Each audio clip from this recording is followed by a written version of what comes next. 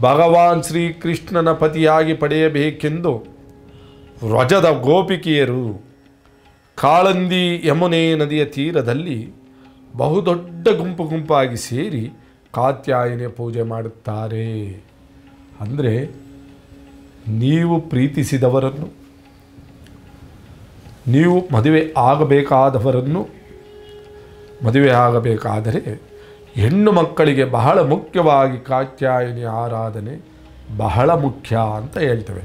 ಹಾಗೆ ಬರೀ ಹೆಣ್ಣು ಮಕ್ಕಳಿಗೆ ಅಂದ್ಕೊಬೇಡಿ, ಗಂಡು ಮಕ್ಕಳಿಗೂ ಕೂಡ. ಯಾಕಂದರೆ ಅವರಿಗೂ ನನಗೆ ಒಳ್ಳೆಯ ಹೆಂಡತಿ ಬೇಕು ಅನ್ನುವುದು ಇರುತ್ತಲ್ವ. ಅದಕ್ಕೋಸ್ಕರವಾಗಿ ಭಗವಾನ್ ಶ್ರೀಕೃಷ್ಣನ ಪಡೆಯೋದಕ್ಕೆ ನಾವೆಲ್ಲ ಗೋಪಿಕಾಸ್ತ್ರೀಯರು ಅಂತ ಹೇಳ್ತೀವಿ. ಹಾಗೆ ಕಾಳಂದಿ ಮತ್ತು ಯಮುನೆ ತೀರದಲ್ಲಿ ಬಹಳ ಗುಂಪಾಗಿ ಕಾತ್ಯಾಯನ ಆರಾಧನೆ ಮಾಡಿ ಆ ಜಗನ್ಮಾತೆಯ ಅನುಗ್ರಹದಿಂದ ಶ್ರೀಕೃಷ್ಣನನ್ನು ಪಡೀತಾರೆ.